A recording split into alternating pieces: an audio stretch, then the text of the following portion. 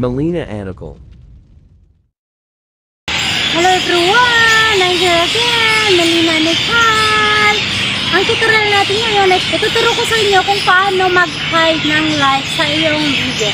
Especially sa mga new beginners na hindi pa marunong. Ngayon mo makita ng mga tao kung ilan yung nag-like sa iyong video.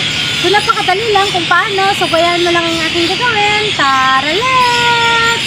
So kung makikita mo itong YouTube na ginagalaw ko, so punta ka lang dito. Press natin to.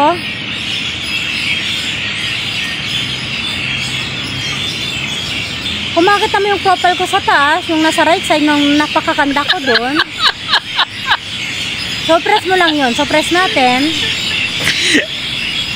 Then, kung makikita nyo, punta ka lang dito sa baba. Kung makikita mo yung YouTube Studio, so press lang natin yung YouTube Studio.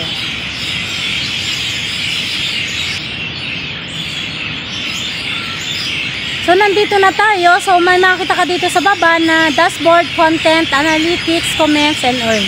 So, punta ka lang dito sa Content. Bali, may ka-upload lang ako. Pre-premiere ko mamayang 11:15 PM ngayon. So, bali, ka-upload ko lang siya. So, ang oras ngayon ay 6:26 PM. So, kung makita mo itong unang video ko, so, merong tatlong dot sa right side itong ginagalaw ko. So, press natin itong tatlong dot sa right side. And then, punta ka lang dito sa Edit Video. So, press lang natin itong Edit Video. So, may makikita kang ganito. Punta ka lang dito sa Tag, Shorts, Remixing Category, End. So, press mo lang itong arrow. Press natin. So, may mabasa ka dito na Tags, Add Tags, Short Remixing, Category, and Comments. Ito na yung hinahanap natin. So, kung makita nyo ditong nasa baba, so may makita ka dito na show how many viewers like this video. Kung gusto mong i-hide ang iyong likes para hindi makita ng mga manonood ng iyong video kung ilan yung nag-like sa video mo, ay napakadali lang kung paano siya i-hide.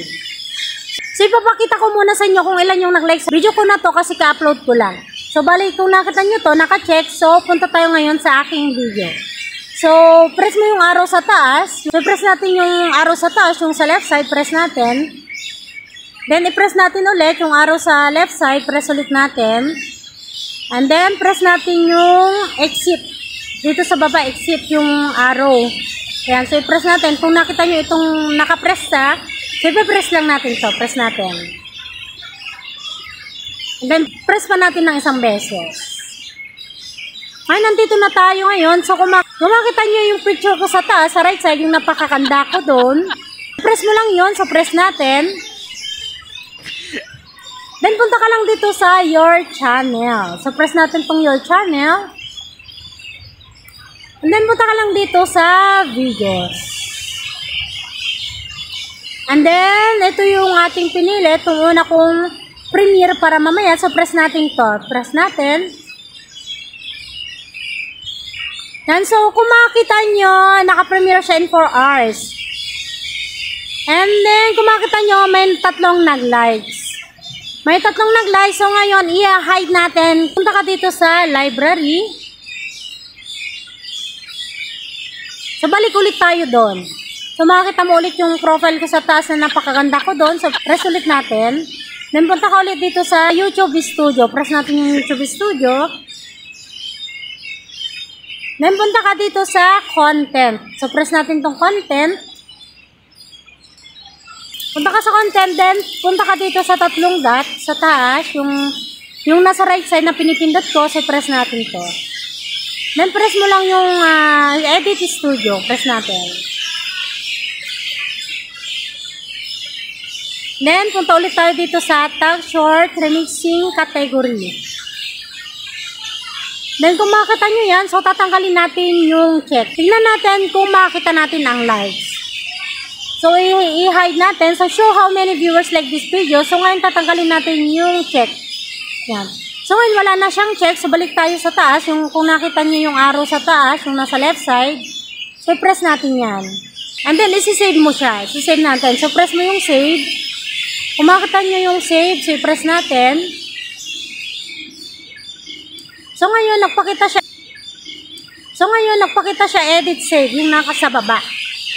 So ngayon, punta ka ulit sa tatlong dot sa taas, sa right side.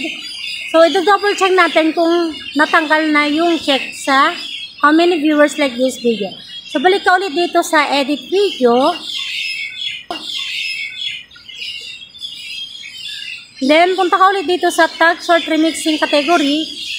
And then kung makita nyo, wala na siya. So wala na yung check. So ngayon, balik tayo sa aking video. So exit. Then, mag-exit ulit tayo sa baba. Kung nakita mo yung nag-color na yan, mag-back tayo. Mag-back tayo ulit. Ngayon, punta ka ulit sa picture mo sa right side, yung nasa kanan, yung napakaanda ko doon. Then, punta ka ulit dito sa your channel. Ngayon, punta tayo dito sa videos. Ngayon, punta tayo dito sa aking bagong upload. Yan. So, may tatlong nag-likes kanina. So, how many viewers like this video? Hinide na natin. So, ngayon, di na natin nakita yung tatlo dito na nakita natin kanina. So, naka-hide yung ating likes. So, kanya lang kadali kung paano mo i-hide ang like sa inyong video. So, that's for today. I hope na nakatulong ako sa inyo sa tutorial ko na ito. Thanks for watching. God bless us all. Bye-bye!